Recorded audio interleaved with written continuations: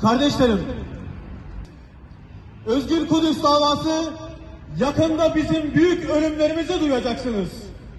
O zaman alnımızda şu yazacak: biz direndik, ileriye atıldık ve kaçmadık diyen Şeyh Ahmet Yasinlerin, çocuklarımızın kanı Filistin halkının çocuklarının kanından daha değerli değildir diyen, bir gece kendisine bazı ayetlerimizi gösterelim diye kulunu Mescid-i Haram'dan çevresini mübarek kıldığımız Mescid-i Aksa'ya götüren Allah 90 sıfatlardan münezzehtir. O gerçekten her şeyi işitmekte ve görmektedir. Bugün Kudüs işgal altında, Mescid-i Aksa işgal altında, Filistin işgal altında.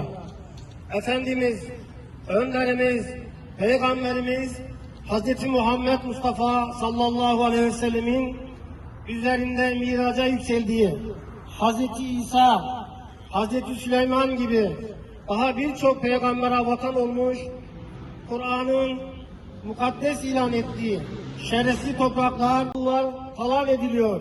Şehirler, kasabalar harabeye çevriliyor. Mabetler, camiler, mescitler yıkılıp yakılıyor. 2 yıldır Gazze kıyameti yaşıyor. 50 bine yakın Gazze'li kardeşimiz vahşice katledildi.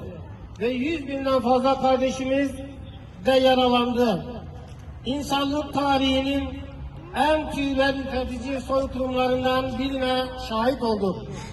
Gazze'deki, Filistin'deki kardeşlerimizin, kadın ve çocukların gördükleri zulüm, çektikleri acı kelimelerle ifade 19 Ocak tarihinde başlamıştır.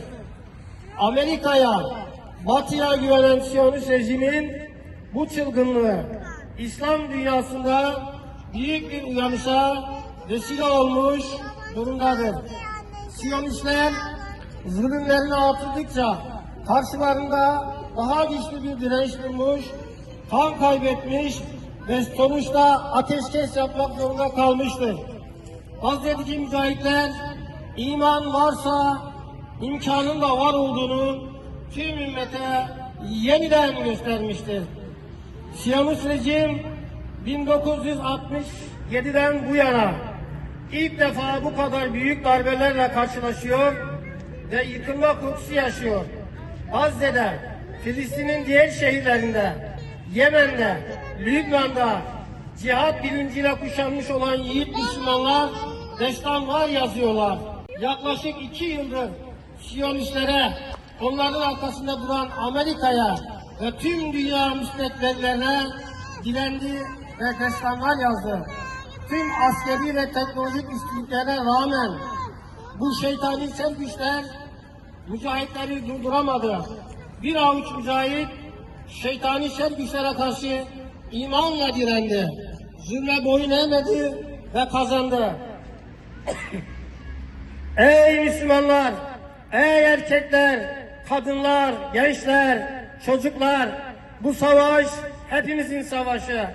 Sadece Filistinlerin, Yemenlilerin, Lübnanların savaşı değil, tüm ümmetin savaşıdır. Bulabildiğimiz her imkanla, her yolla kardeşlerimizin yardımına koşalım. Boykotlarımızla, infaklarımızla, dualarımızla, söz ve yazılarımızla, paylaşımlarımızla kardeşlerimizin cihatına katkı sunalım. Kudüs Fatihi Selahaddin'in Aksa'yı Haçlardan temizlerken söylediği söz bu mücadelenin hayati önemini vurgulamaktadır. Selahaddin Kudüs'ü fethettikten sonra askerlerine hitaben yaptığı konuşmada sanmayın ki bu toprakları kılıçla fethettim. Ben fethimi Kadı el Fadıl'ın kalemi sayesinde gerçekleştirdim diyerek meselenin özüne vurgu yapmıştır. Allah'ın izniyle Kudüs mutlaka kurtulacaktır. Kudüs özgürleşecektir ve Gazze bunu müjdelemektedir. Bu yüce Allah'ın vaadidir. Bu aziz, şerefli Kur'an'ın vaadidir. Bu alemlerin efendisi Hz. Muhammed Mustafa sallallahu aleyhi ve sellemin müjdesidir. Siyonistler mutlaka yenilecek ve büyük bir zillete mahkum olacaktır.